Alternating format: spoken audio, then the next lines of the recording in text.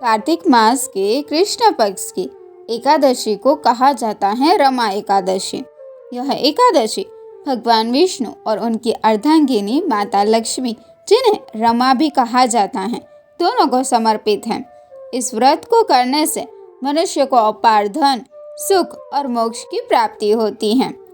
इस व्रत की कथा स्वयं भगवान श्री कृष्ण ने धर्मराज युधिष्ठिर को सुनाई थी। उन्होंने कहा, हे युधिष्ठिर, जो भक्त श्रद्धा और नियम पूर्वक रमा एकादशी का व्रत करता है, उसे मृत्यु के बाद भी उत्तम लोक की प्राप्ति होती है। प्राचीन काल में मुचुकुंद नाम के एक धर्मात्मा और सत्यनिष्ठ राजा राज्य करते थे। उनकी मित्रता इंद्र, यम, कुबेर, वरुण और विभीषण जैसे देवताओं और महापुरुषों से थी। राजा मुकुचुंद स्वयं हर एकादशी का व्रत करते थे और उन्होंने अपने राज्य की समस्त प्रजा को भी एकादशी का पालन करने का आदेश दिया था। राजा की एक सुंदर और धार्मिक पुत्री थी, जिनका नाम था चंद्रभागा। उन्होंने उसका विवाह राजा चंद्रसेन के पुत्र शोभन से किया। शोभन स्वभाव से कोमल और शरीर से दुर्बल थे, किंतु अत्यंत धर्मपरायण थे। विवाह के बाद जब पहली बार रमा एकादशी आई, चंद्रभागा ने अपने पति से कहा, प्रभु, हमारे राज्य में यह व्रत अनिवार्य है, आइए हम भी उसे पूर्ण निष्ठा से करें।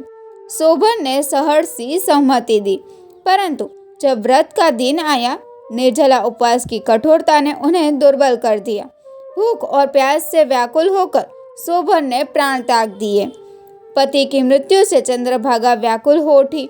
राजा मुकुचंद ने भी गहन शोक किया, परंतु उन्होंने अपनी पुत्री को समझाया, पुत्री, तुम्हारे पति ने एकादशी व्रत किया है, निश्चित ही उन्हें इसके पुण्य से स्वर्ग में स्थान मिला होगा। एकादशी व्रत के प्रभाव से शोभन को मंद्राचल पर्वत पर एक दिव्य नगरी मिली, जहां वे अप्सराओं से घिरे वैभवशाली जीवन व्यतीत करने लगे। कुछ समय बाद राजा मुकुचंद उसी पर्वत पर पहुंचे और उन्होंने अपने मृत दामाद शोभन को दिव्य रूप में देखा। उन्होंने पूछा, पुत्र, यह अद्भुत नगरी कैसे प्राप्त हुई? शोभन बोले, राजन, यह सब एकादशी व्रत का ही फल है, परंतु यह नगरी स्थिर नहीं है, यह केवल व्रत के पुण्य के प्रभाव से टिकी हुई है। राजा मुकुचुंद ने सारी घटना चंद्रभागा को सुनाई।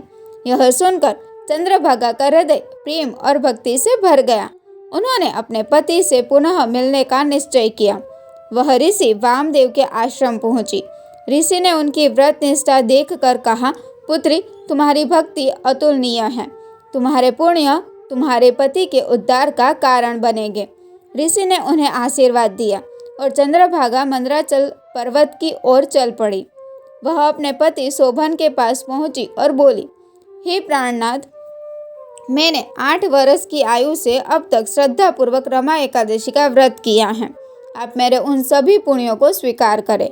जैसे ही शोभन ने उनकी भक्ति और पुण्य को ग्रहण किया, उनकी अस्थिर नगरी स्थिर और अटूट हो गई। इस प्रकार रमा एकादशी के व्रत के प्रभाव से शोभन को दिव्य जीवन मिला और चंद्रभागा को अपना सौभाग्य पुनः प्राप्त हुआ। जो भक्त श्रद्धा, नियम और प्रेम पूर्वक रमा एकादशी का व्रत करता है, उसके जीवन में लक्ष्मी और विष्णु दोनों का आशीर्वाद सदा बना रहता है। रमा एकादशी का व्रत जीवन में सुख, समृद्धि और मोक्ष प्रदान करता है। जय श्री हरि। धन्यवाद।